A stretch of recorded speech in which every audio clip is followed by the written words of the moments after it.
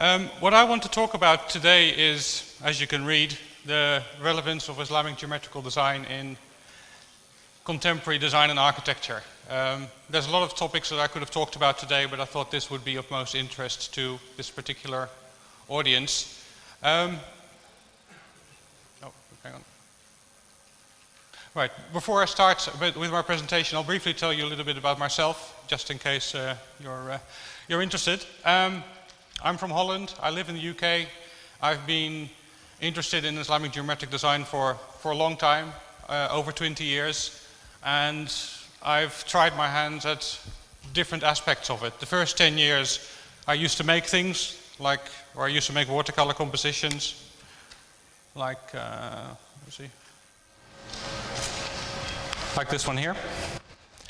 I did that for years, using just a compass and a ruler, and practicing and practicing and practicing, and making 100 compositions, and 10 of them are good enough to show. It's a trial and error process. More recently, I've written books, which I enjoy. What I enjoy about it is that it forces me to think about Islamic geometrical design in a way that is as simple as possible, because I want to communicate to people who don't necessarily have the background to Islamic geometric design but want to get that background. And for that reason it needs to be accessible, both how I explain it but also how I show it visually. So here's my Turkish edition, and this book is really new, so there's a copy in the lobby. That's coming out next week or in 2 weeks from now. I also like to make things with my hands, so you can see that big star at the top there. I made that after I finished writing my book, because I was so pleased that I was finished. I thought, right, after 3 years of writing, I can make something again. And the same is true for that screen. I made that, I finished that about a week ago. It's the back of the seat of a minbar. It's a very special minbar in the Friday Mosque of Isfahan. And you've got a special area of that mosque where you've got the mihrab of Sultan Ul-Jaytu. And there's a minbar on the left side and there's a minbar on the right. This is the minbar on the left. And it has a very beautiful five-fold geometrical pattern. It looks very complex. It's less complex than it looks, I would say. I've analyzed it in a way in my book. I won't talk about it today so much, but for me, what I find interesting about Islamic geometrical design is that it looks very contemporary, or you can make it look very contemporary by playing around with colors, with new production techniques, with new manufacturing techniques. For example, that star in the right, that red star, I had that powder coated and baked in an oven at very high temperature. And then you get this really hard, almost Japanese lacquer-like quality, which makes it very shiny and glossy. And I think it's a traditional star. You can see it in the Mustansiriya madrasa in Baghdad, for example. But of course, it's also something that can look contemporary. So that's me in a nutshell. What I want to talk about today is not a historical topic, because there will be other presentations about that. What I wanted to talk about was what I feel most strongly about, and also what I think is most relevant for this audience. I'm assuming that most of the people in this audience are students of architecture or of design, and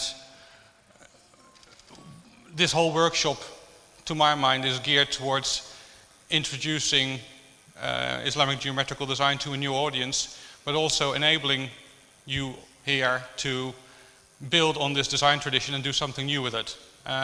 So my presentation is in two parts. The first part, I've got slides of some examples of Islamic geometrical design in contemporary architecture and design, which are, I think, examples of what's best at the moment. And then the second part of the presentation is about what we can learn from Islamic craftsmen from hundreds of years ago. For example, what can we learn from the craftsmen who worked in the Ottoman era? What can we learn from the craftsmen that worked in the Seljuk era? Because that's the tradition that hopefully you will be building on. Some of you who were here this morning might recall that something that J. Bonner said, which is very true. Islamic tradition or Islamic geometrical design is a tradition, of course, but a tradition can mean different things. There's a tradition that you want to keep alive. There's also the kind of tradition that you want to reinvigorate. And if you look at the best Islamic geometrical design over the years, if you look at the Seljuks, for example, they didn't just copy what went before them, they did something more than that. They made it more beautiful, more complex. And that's, I think, the spirit or the attitude that is most appropriate for Islamic geometrical design.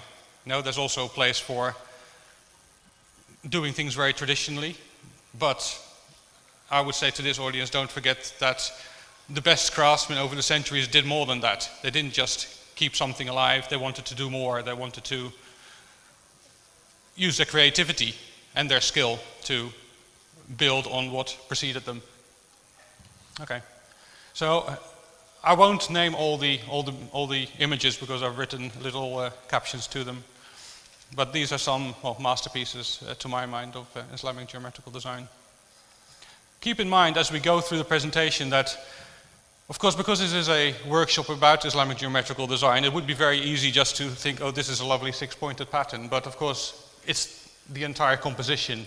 It's also the things that are around it. It's also the contrasting stone. It's also the rectilinear pattern contrasted with the curvilinear patterns. It's the whole composition. It's not just a little detail, I would say. Okay, so let's start with some modern things. This is a wonderful building which was built about 2 years ago, maybe 3 years ago in Australia. It's a yardmaster's building, so it's very mundane. Its purpose is very mundane. It sits on next to a railway station, next to a very big railway station, and the people who man the switches for the trains, that's where they work. But it's fantastic. It's like it's a very beautiful building. It uses tenfold geometrical design very clearly.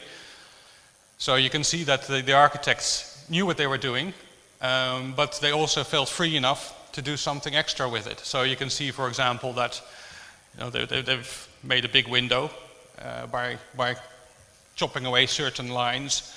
As you can see at the detail there, they've used some traditional shapes in Islamic geometrical design, like the petal shape is a window, but then they've also created more unconventional shapes to serve as windows. I think it's great, and it's traditional, but it's also contemporary. You can recognize what it is, you can recognize the heritage of it, but you can also see that they've thought, well, what can we do to do something new? What can we do to make it interesting? Yes, yeah, please. Yeah. It's too bright. Okay, so that's a particularly fine example, I think. This is also a very new building in Holland, coincidentally, in Amsterdam, in a council cemetery, and it's an Islamic pavilion, or it's a cemetery pavilion for Muslim people who live in Amsterdam, Muslim people who die in Amsterdam, if you will. And it's, well, I don't want to use superlatives all the time, but I think it's very nice. It's the way that they've used this pattern. It's a rectangular or square composition, but the nice thing about it is that it's a familiar pattern, but it also has a very solid feel to it. The architectural bureau was Atelier Pur, and then the ceramicist, I suppose, who made it, the sculptor, is Rem Postuma. What he did, he made resin templates, and you can see the lines of each little unit. And he made, I don't know, maybe there's 5 or 6 different units in there, poured some sort of concrete in this resin mold, put it in the oven, fired it, and assembled it. And it contrasts very nicely with the smooth walls. And what I particularly like, which I think is a very good example of sort of attention to detail and creative thinking, is the way that the pattern goes around the corner, as you can see there. Of course, it would have been easy just to sort of chop it off and make it straight. He hasn't done that. So he's made a couple of special units, a couple of special molds just to make that work. And it's a detail, but it really makes it feel more solid, more three-dimensional. Yeah, so a thing of beauty, I think. Another Dutch person. This time it's a fashion shop in Bahrain. The designer is Marcel Wanders, who's arguably Holland's most famous and most prolific designer. He does lots of work.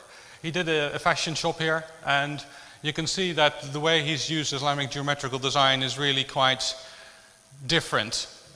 It's conventional as well, because he's made a screen to separate one space from another, so that's very traditional, of course, in Islamic geometrical design. But then he's changed the scale, made it very big. It still does the same thing, but it looks very different. It gives a very different flavor to a traditional pattern. Similarly, as you can see, this big lampshade-like thing also has a geometrical design, which is then sort of made to fit on a curved surface. And he's used a very glossy white material, which of course is also not conventionally associated with traditional geometrical design, but by using different materials and by treating the material in a different way, you get a very different effect. But you can still see the heritage, you can still recognize it as Islamic geometrical design, but it works in a way, in a contemporary environment, even in an expensive fashion boutique in Bahrain.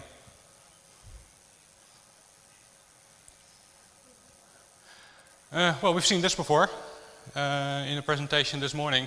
It's a little bit different, and I thought, well, should I include this or not? Because it's geometric design, but it's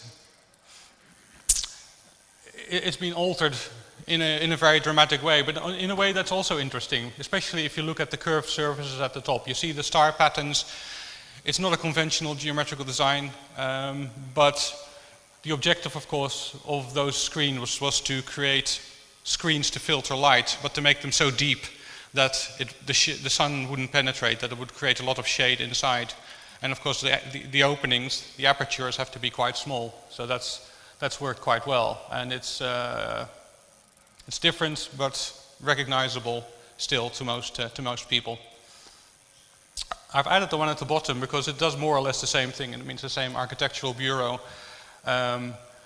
They've used a lot of wood here, and they've used it, and they've got some geometrical screens as well. But the nice thing about this particular piece of architecture, I think, is that it refers to geometric design, but it also refers to the use of mashrabiyah and wooden screens that would traditionally have been used in many homes and buildings in the past. So this one is a bit different than the other examples that I've shown, but it's very subtle, and that's what I like about it. You know, they've really taken a lot of liberties with the pattern, but they've still made it recognizable. It's just sort of on the border of a departure from Islamic geometrical design, and still maintaining some of the traditional aspects.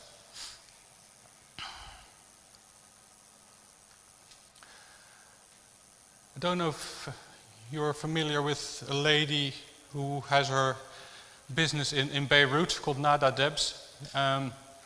She's been making things for a very long time, and she's also one of the shortlisted candidates for the Jamil Prize this year at the V&A Museum in London.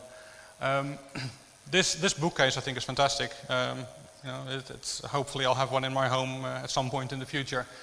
Of course, it's a geometrical pattern. It's very recognizable, but it has a completely different function, and it's modern, it's traditional, it's both things, and it's a bookcase. So what could be better? You could argue. The book stands are interesting because she's done something which you can do very well here in Turkey as well.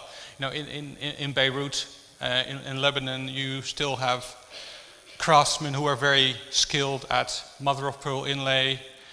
You've got craftsmen in Syria who are very good with silver inlay. These craftsmen make traditional work, but if you design something for them that requires their skill, but in a different context, that can work very well, which is what she has done. So these craftsmen would normally make something very different. They might make a box with a geometric pattern with mother of pearl inlay. Instead, Nada Debs has given them something else to make, and which has resulted in those two bookends. So it's not just about the traditional geometric pattern, it's also using the traditional craftsman skills, which you have in abundance in Turkey, and using these craftsmen who know how to do these things and asking them to do something new, still within the tradition of geometric design, but something that hasn't been done before.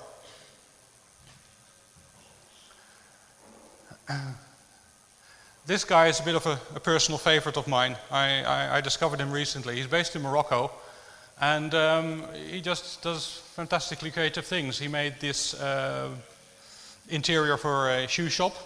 Of course, it's a relatively simple fourfold design, and he's taken some intersecting lines away to allow the shoes to sit on the shelf, obviously. And he's used sort of laminated plywood to give it a certain, to use different colors.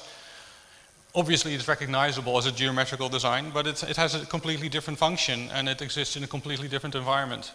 The second thing that he's done in that particular photo, you can see the till, the counter where you pay. It's a rectangular box. Within that, a counter made in the traditional Moroccan zellage tradition. So he's more or less done the same thing that Nada Debs did with those two book stands. In Morocco you have many craftsmen who know how to make beautiful geometric compositions. They will do traditional work unless you ask them to do something else, like that. And that's using local talent, local craftspeople to make something different, which is still recognizable as geometrical design.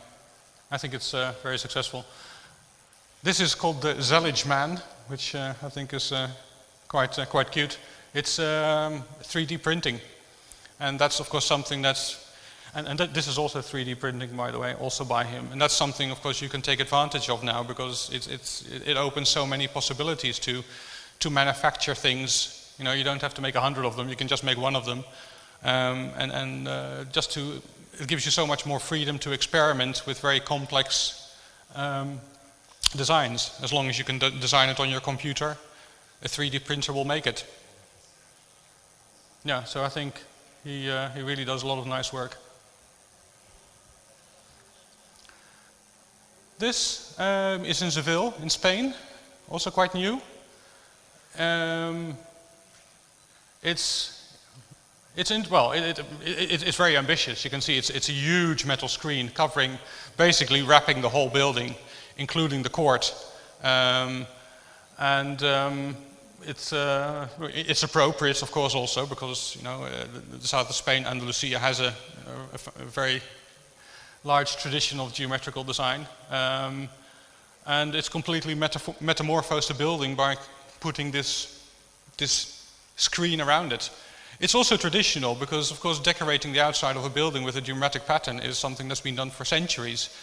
It's not been done in this way, but it's the same principle, and to a certain extent it's the same visual effect. So it works very well. I mean, the only quibble I would have is that they've used a 10-pointed star, which you don't see a lot of in Seville or in Andalusia, and also that the way they've pushed the patterns together wouldn't win any beauty contests, as far as I'm concerned. But visually it works really well.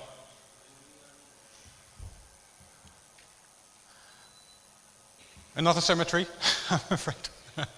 This is one of the projects on the shortlist for the Aga Khan Prize for Islamic Architecture this year. And it's simple, but what I really like about it is that you can see the way that building has been designed. Very strong horizontal lines, vertical lines, and very strong perspectival lines. The architect could have chosen, if you wanted to do a geometrical pattern there, you could have chosen, lots of different geometric patterns. But the one he chose was a very, very clever one, because this particular pattern also has very strong horizontal and vertical lines, which really helps accentuate the build. It contributes to the overall appearance of the building. It emphasizes the perspective, the depth, but also the verticality and horizontality in the building itself. So it's a really clever choice of pattern. It's a simple pattern, but it doesn't matter. You know, complexity isn't beauty. What works in a context is what's most important. Let's see, I think I have one more. Oh, no. So that's by way of an introduction to what I think is interesting that's being done at the moment. There's a lot being done, and I think hopefully it will inspire some of you here today. The second part of my presentation, I wanted to look at what we can learn from Islamic craftsmen, because over the centuries, a lot of the fantastic compositions that we can see are made with certain design traditions in mind, not just about how you design it, but also what, well, there are rules that craftsmen have always adhered to, and I want to focus on some of those things, because what craftsmen have used over the centuries has worked for them, and these principles will also work for everybody here in the audience, because it makes geometric design better and easier. So,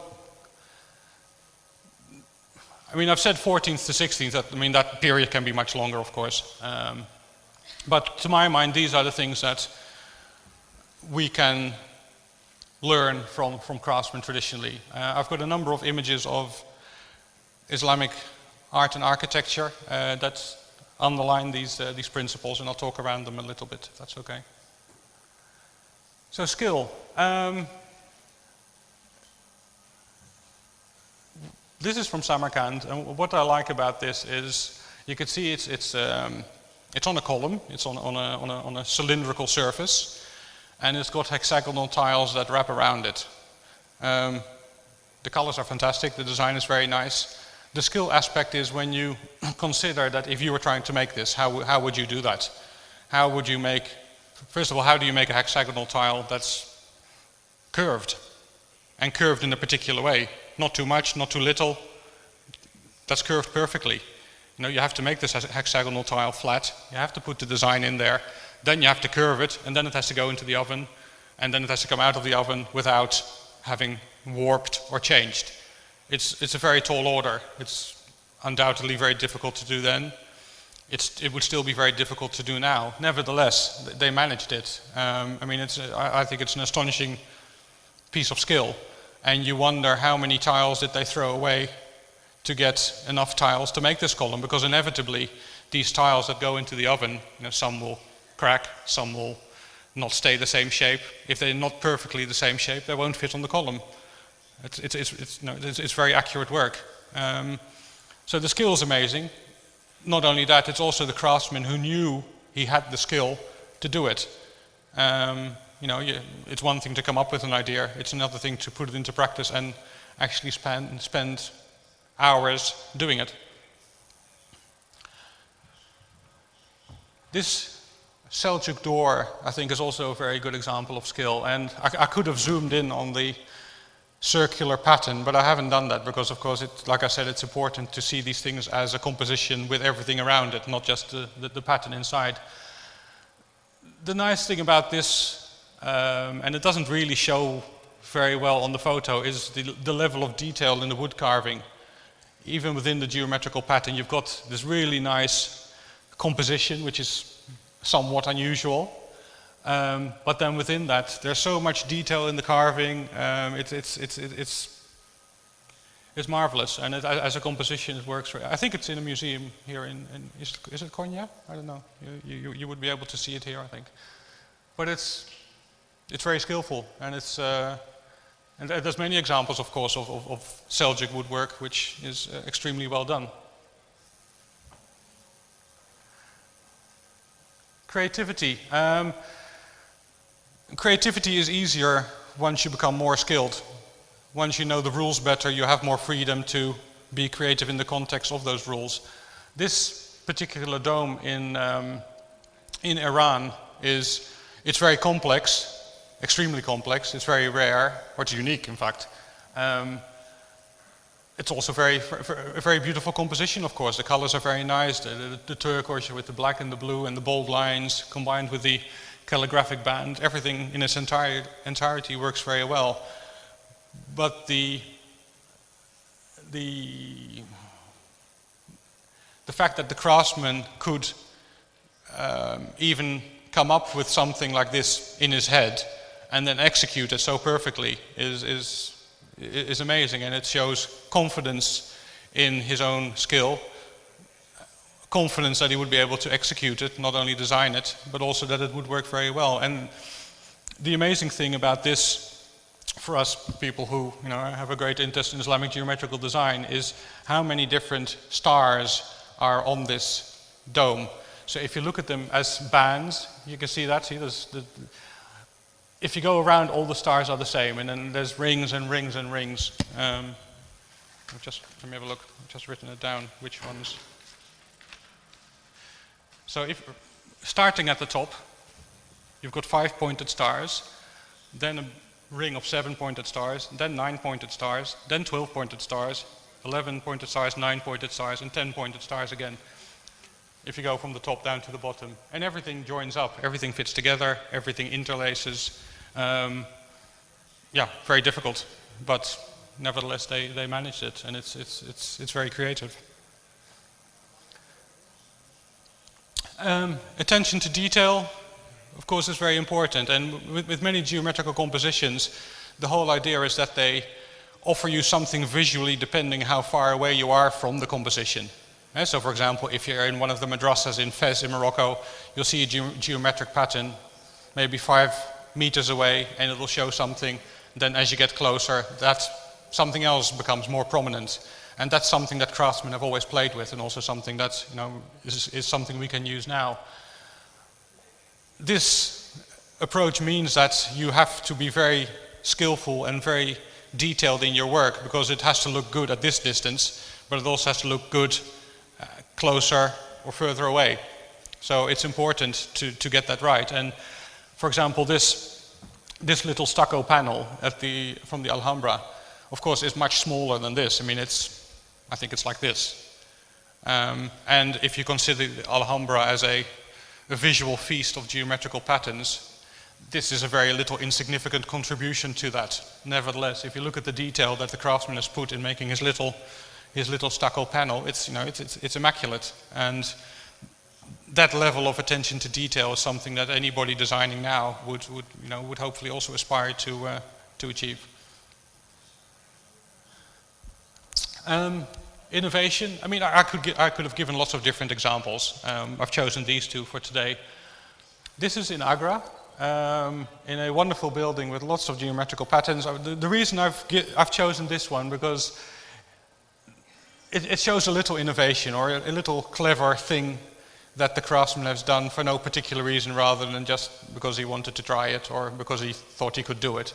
And that refers to, oops. Let me see if I can get this pointer to work. I think the screen is too bright. You can see this, hopefully you can see this little white shape in the middle between those two stars.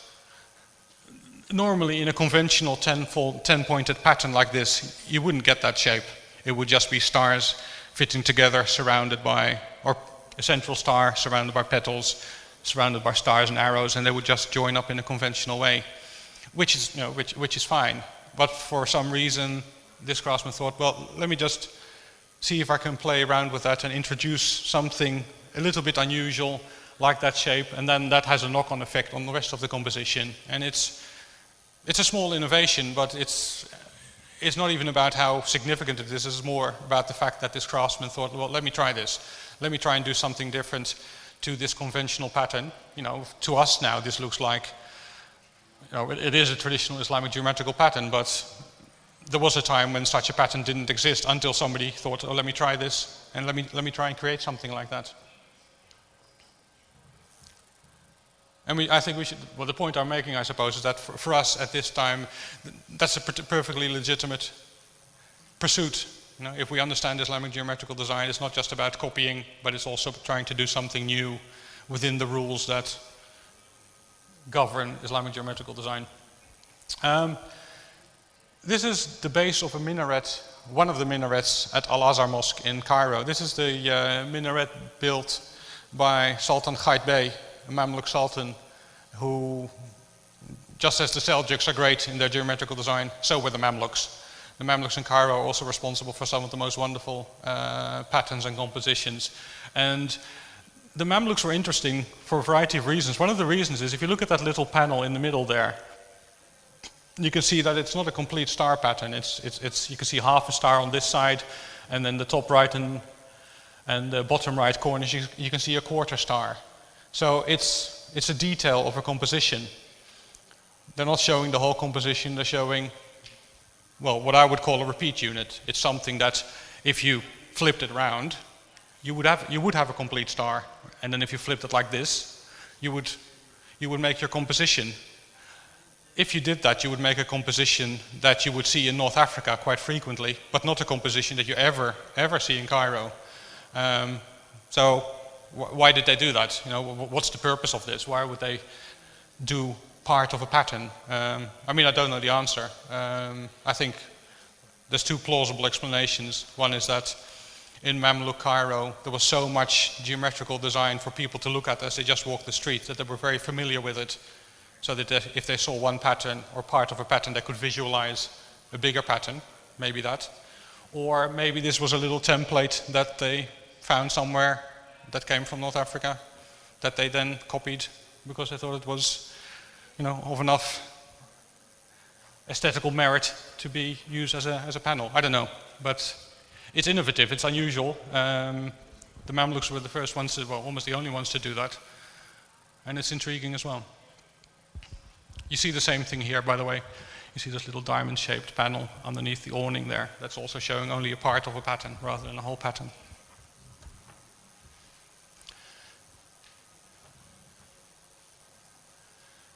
I've put this slide on here because, as I mentioned before, these geometrical patterns that we're looking at don't just exist on their own as black and white line drawings. You know, they never do. There's always something is done to them.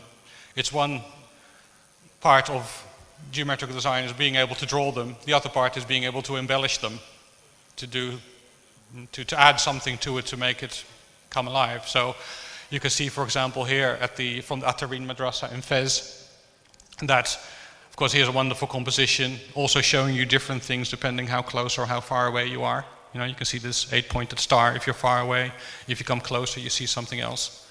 But it also exists in the context of the calligraphy and the stucco above there. So it's the whole thing all wrapped together using other traditional skills, traditional crafts besides geometric design. This is the tomb of Akbar the Great in Sikandra in India. And you can see there, this is only a small detail. If you look at the entire building, I mean, there's dozens of patterns on there. And what they share to a certain extent is that they use the same colors, the same tones, but that's about it. You know, there's patterns that have interlacing bands, there's patterns that are just little bits of tile next to each other. There's a pattern like that, then there's a pattern like this, which is a bit like fabric, if you will. It's all very diverse, but it's almost like a source book. That's the appearance, really. You could, it's like it has some sort of educational purpose or something. It's hard to know what the reason is. But I mean, you would do a geometrical pattern as a disservice if you only looked at this and you forgot about everything else, because that's not what it's about. It's about the whole thing. The composition is the building. The composition isn't the little geometrical pattern, of course.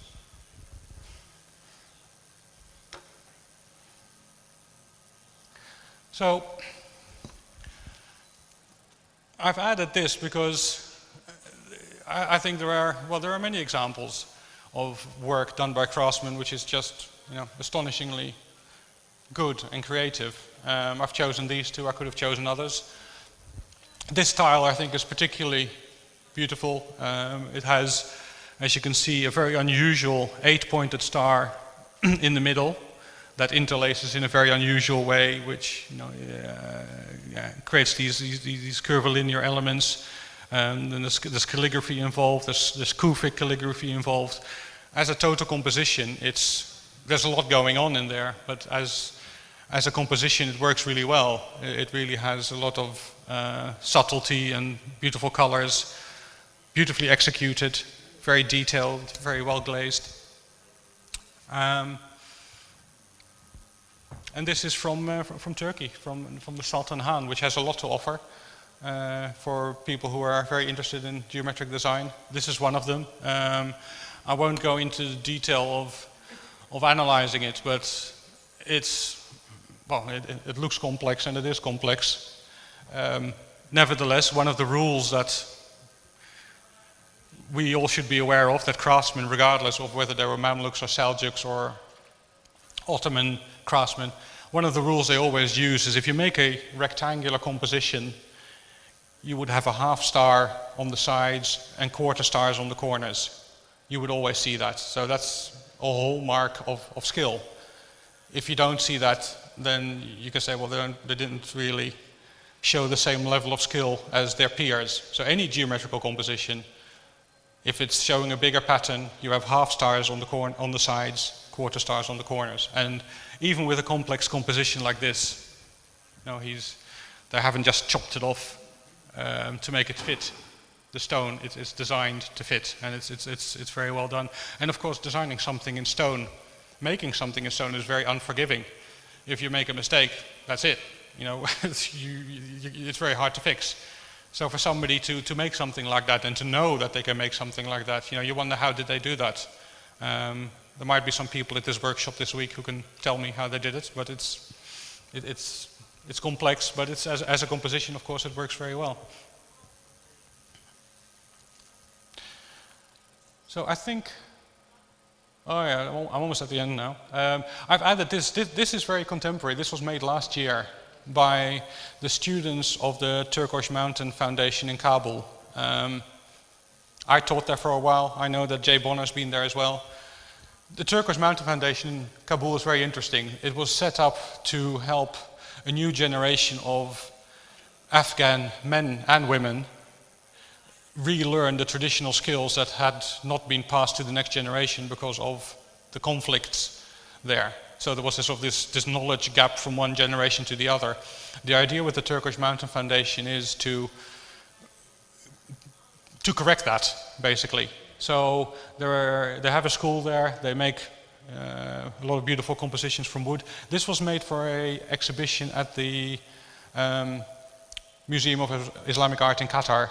They made this for them, and it's great. It's traditional, but it's very skillful. And these are young people. They would have had tutors presumably, but these are young people who have made this so extremely well. So I've made this a positive presentation, but I would also, my last two slides are what I call my bad geometry slides, because it would be I wouldn't be doing a proper complete presentation if I didn't also talk about examples that show that there is a real knowledge gap among architects and designers in the Middle East quite often when it comes to Islamic geometrical design. Because you see the same pattern too frequently. You see all these 8-pointed stars all the time because that's easiest to make, or they have it in a book. Even though there are hundreds of patterns, you see this one all the time. Or you can see that they've copied a pattern, but they don't really know they don't know what's right and what's wrong. So I don't want to be negative, but I thought I should show you some egregious examples anyway.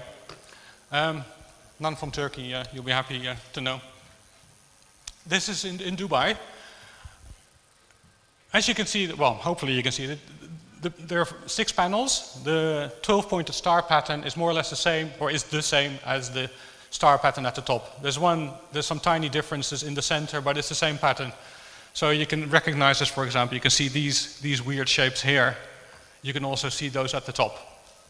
Yeah, so that's all right, I suppose. But then you can see that the only thing that they had was this round thing. But then when it comes to the bits that are left over, they just don't know what to do with it. So there's like, oh, okay, we'll do a little line there, do this there. It looks terrible.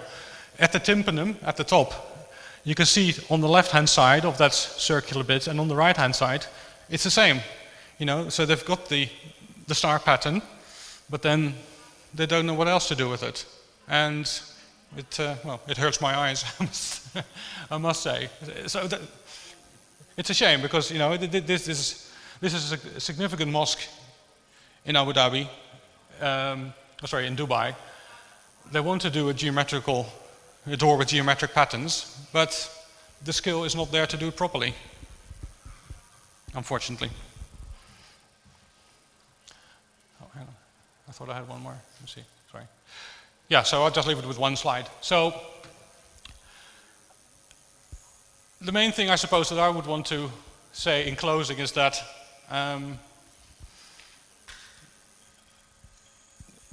it's important to be creative because, you know, we live in the 21st century. As designers and architects, we want to create new things. And Islamic geometrical design gives that opportunity. But it's important to learn the fundamentals, which hopefully is why you're here this week, so that within the context of that knowledge, you can do like the Seljuk craftsman did, or like the Ottoman craftsman did, and add something and do something new. That's really the way to keep this tradition alive, not by repeating what's already been done, even repeating it well. It's not, to my mind, it's not about that. It's about building on that and making it an area where you can be personally creative rather than being too thinking that you can only be traditional in what you make. So, thank you very much.